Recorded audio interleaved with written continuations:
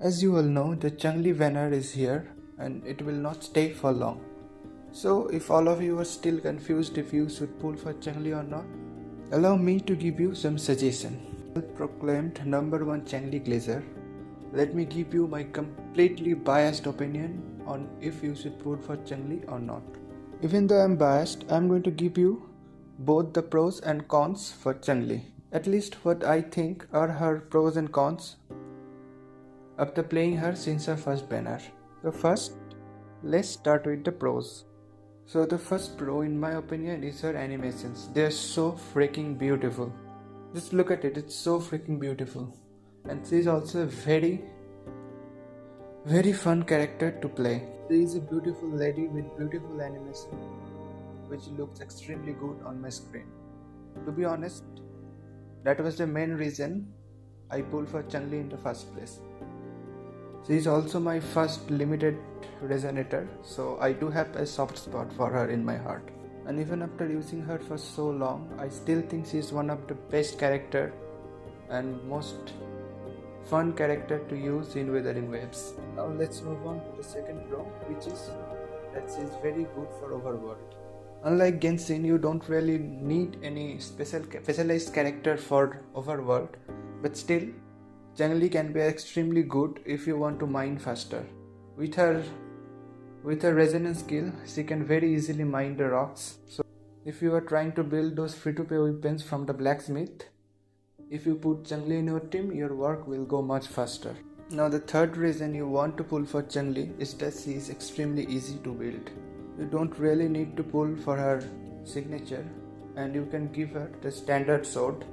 You can give her the standard 5-star sword, or even some of the 4-star sword work decently well with her. Just keep one thing in mind: if you are giving her the standard sword, then make sure to give her the crit damage 4 cost. And if you are pulling for a signature, then just give her the crit rate 4 cost. For the 3 cost, just give her fusion damage bonus, and for 1 cost, attack percent. Try to give her more than 2000 attack, 60 crit rate, and more than 120 to 130 crit damage. Your Changli will do extremely fine with those stats. Now let's move on to the next segment, which is her teams. As you all know, team building is extremely important in Wuwa, and Changli is a very good teammate for a lot of resonators in the Wuwa roster. She can work with more DPSs like Carlotta, Zhongliao, even Havoc Rover and Encore from the standard banners for the free-to-play players. And if you want your Changli to do more damage, then you can give her either Jianxin or Zezi. There are also quite a few 4 stars like Taochi, Yang Yang and Chixia, who also works very well with her. She has a lot of team options and is a very good addition to your roster. Another thing the players who are worried about meta can consider is that she is somewhat of a future-proof character. What I mean by that is, even in the future when new resonators came out, Changli will not lose her value. She can boost resonance liberation and fusion damage bonus, which I am sure the future characters would like to utilize. And even after Brant is out, I don't think he is the perfect placement slot for Changli. So in future, if a resonance liberation fusion damage dealer came out, Changli will just become even better. So those are the reason why I think you should definitely pull for her.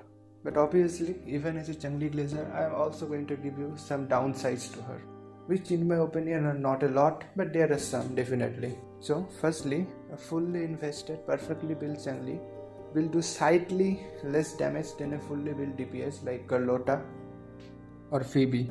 So most of the time it is better to have another sub DPS or a DPS with her in the same team.